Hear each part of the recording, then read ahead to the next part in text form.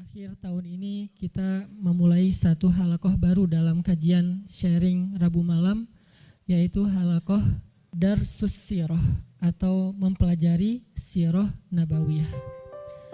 Kita coba untuk mendalami kisah-kisah atau cerita dan sejarah dari kehidupan orang yang paling mulia, yang paling agung, yang rasa-rasanya nggak ada yang lebih pantas untuk kita pelajari kehidupannya dan kita kenal sosoknya daripada Muhammad Rasulullah SAW. Sampai targetnya apa? Sampai kita bisa mengenal Nabi lebih daripada kita mengenal keluarga kita. Itu baru kita disebut dengan orang yang mencintai Nabi. Jadi kalau kita bilang mencintai Nabi tapi kita nggak terlalu kenal Nabi, cuman tahu namanya dan tahu sepenggal dua penggal kisah yang gak terlalu jelas tentang beliau, kayaknya ucapan kita itu belum terbukti. Karena orang yang mengenal seseorang baru disebut mengenal kalau dia tahu betul tentang cerita orang itu. Misalnya kita mengatakan saya kenal Fulan, saya sahabatnya Fulan, apalagi sampai mengatakan saya mencintai Fulan. Kita gak mungkin mengatakan itu kalau kita gak kenal orangnya. Kalau sampai kita mengklaim mengenal Nabi tapi kita nggak tahu apa-apa tentang Nabi kecuali secuil kisah, berarti jangan-jangan kita belum jujur. Nah, harusnya seperti apa kita mengenal Nabi? Kalau seandainya kita mau melihatnya dari angle yang benar, harusnya kita mengenal Nabi lebih daripada kita mengenal keluarga kita. Karena ketika Umar bin Khattab datang kepada Nabi dan mengatakan, "Ya Rasulullah, aku mencintaimu lebih daripada apapun selain diriku." Maka Nabi mengatakan, "Belum cukup wahai Umar." Lalu Umar meralatnya mengatakan, "Aku mencintaimu lebih daripada diriku sendiri." Maka kata Nabi, "Al-an ya Umar, sekarang baru cukup wahai Umar." Salah satu pelajaran dalam adegan itu adalah harusnya kita mengenal Nabi bahkan lebih daripada diri kita sendiri. Kita mengenal Nabi lebih daripada keluarga kita. Seperti apa kita mengenal ibu kita, ayah kita, pasangan kita buat yang udah punya pasangan, atau anak-anak kita. Maka kita belajar mengenal Rasulullah SAW lebih daripada mereka semua. Seorang ibu tahu betul karakter anaknya. Seorang ayah tahu betul tentang kebutuhan anak-anaknya. Seorang suami atau istri tahu betul tentang sifat pasangannya. Anak tahu betul apa yang baik untuk orang tuanya, apa yang menyenangkan hati orang tuanya, dan seterusnya. Maka harusnya kita lebih tahu betul tentang Nabi daripada keluarga kita. Ini salah satu goalsnya, sampai kita bisa mengenal Nabi lebih daripada keluarga kita sendiri. Dan ini bukan hanya buat teman-teman di sini, tapi juga buat saya pribadi. Sambil saya menyampaikan, karena ini bukan dari saya hanya menerjemahkan bacaan dan wawasan yang saya dapatkan, baik ketika dulu masih belajar di Al-Azhar maupun sampai sekarang karena jadi murid itu seumur hidup terus belajar ke dalam bahasa yang mungkin mudah-mudahan bisa lebih mudah kita pahami tentang sirah Nabi. Sehingga kita sama-sama nanti satu saat makin lama makin kenal dengan Nabi, makin tahu tentang Nabi, sampai bukan hanya yang zahirnya. Karena seperti yang saya pernah sampaikan, sunnah Nabi itu ada 3. Hanya dari 3 ini mungkin 2 sering dibahas, tapi yang ketiganya jarang dibahas. Ada sunnah surah penampilan Nabi.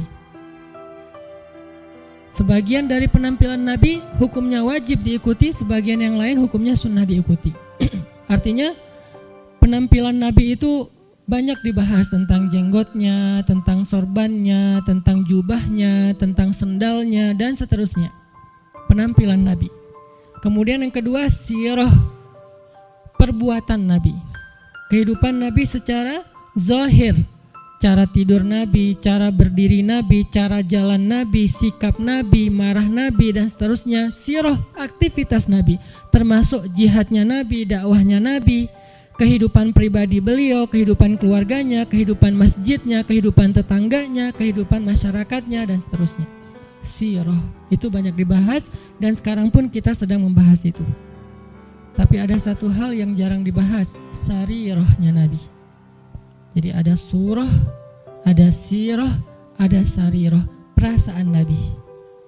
Apa yang membuat Nabi bahagia, apa yang membuat Nabi sedih, apa yang membuat Nabi berkenan, apa yang membuat Nabi gak suka, apa yang membuat Nabi sakit hati, apa yang membuat Nabi berkesan di dalam hatinya, gimana Nabi memaafkan kesalahan orang lain, gimana Nabi merasa, apa yang membuat Nabi malu, apa yang membuat Nabi marah.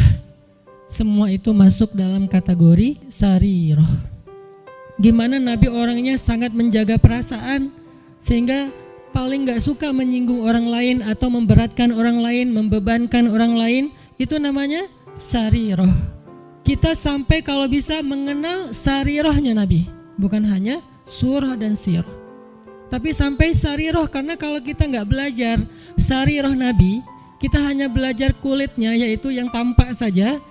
Jangan-jangan semakin kita mengetahui sunnah Nabi, semakin kita jadi bikin orang gak nyaman, semakin galak, semakin eksklusif. Bahkan jangan-jangan gak sengaja kita semakin merasa paling benar. Padahal Nabi SAW sendiri dengan sarirah beliau adalah orang yang paling menyenangkan. Gimana Nabi jadi orang yang paling menyenangkan? Itu sarirah, bukan sirah, bukan surah. Nabi menyenangkan bukan hanya karena beliau ganteng, itu udah pastilah. Tapi banyak orang ganteng tapi nyebelin ya. Ada orang, ya kencang di belakang. Ada cewek makin cantik makin bikin kita kayak gak nyaman gitu. Kenapa gak nyaman? Karena mungkin kecantikan dia itu jadi fitnah, kecantikan itu bikin dia jadi jutek atau apa. Ada orang secara fisiknya hampir bisa dibilang sempurna, dia fisiknya keren, tapi karena sarirahnya, mentalnya, perasaannya itu nggak humble sama orang lain, akhirnya kita juga nggak nyaman bareng dia. Makanya ada orang punya pasangan, memilih pasangan, walaupun yang tampak duluan itu fisik, tetapi kadang-kadang ada orang yang kayaknya pasangannya biasa banget, tapi dia kayak happy banget sama orang itu. Kenapa? Karena cocok secara karakter. Nah artinya mungkin kita wawasan tentang Nabi itu bagus, surahnya kita mencontohkan Nabi itu hampir sempurna, karena gak ada yang sesempurna Nabi pastinya. Cuman kok gak bisa bikin orang nyaman? Jangan-jangan kita tahu banget surah, belajar banyak sirah, tapi hampir kurang aware tentang sarirahnya Nabi, perasaan Nabi. Ada hadis, ketika Nabi menyampaikan hadis itu nyaman didengar. Ketika kita yang ngomongin hadis yang sama, kok jadi bikin orang gak suka, jadi bikin orang sedih gitu. Jangan-jangan bukan teks hadisnya, hadisnya sahih, bahkan mutawatir, Bukhari, Muslim. Tapi hadis yang sahih itu ketika Nabi yang menyampaikan, orang nyaman. Ketika kita yang menyampaikan, orang malah sedih. Berarti ada sarirah yang kelewat, yang miss, yang kita gak mempackaging, membungkus teks tadi ketika kita menyampaikan kepada orang lain. Nah kita pengen belajar kehidupan Nabi itu bukan hanya yang tampak, tetapi kita pengen mendalami dari sisi-sisi sarirahnya.